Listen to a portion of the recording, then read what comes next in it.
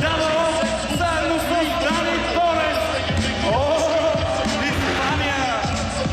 От ранга на Джо Мишия, напомним миналата година, директно от Испания, от частното си трасе.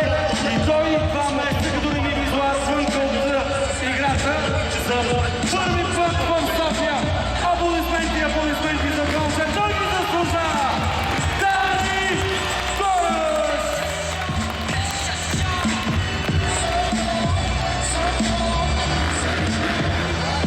Да, стартира директно с един клифхенгър. Нормално.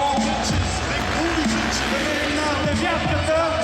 Чисто изпълнение за Дани Торес. Видяхте само изпъна се като струна.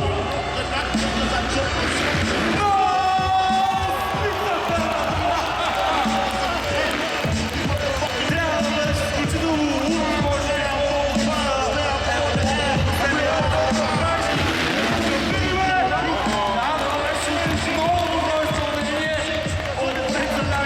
виждате стила.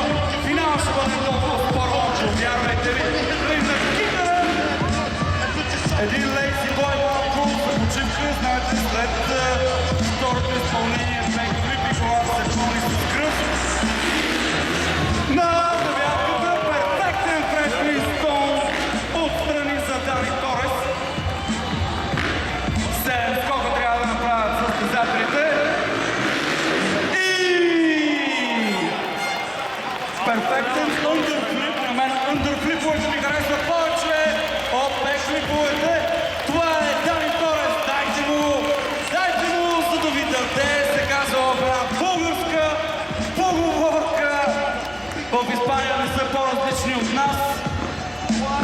И те обичат да чуят нещо. Кой е това? Дани Торес! О, подготвил се на осмака. Последният момент Дани Торес от Испания го направи това нещо. Подкрепете го, вижте го на финала. Тогава ще извади голямата кошница с скоковете. Севтето на София тази вечер. Пази камерата, братче. 15 000. Дърим на този скок от вашата страна. Видяхте ли?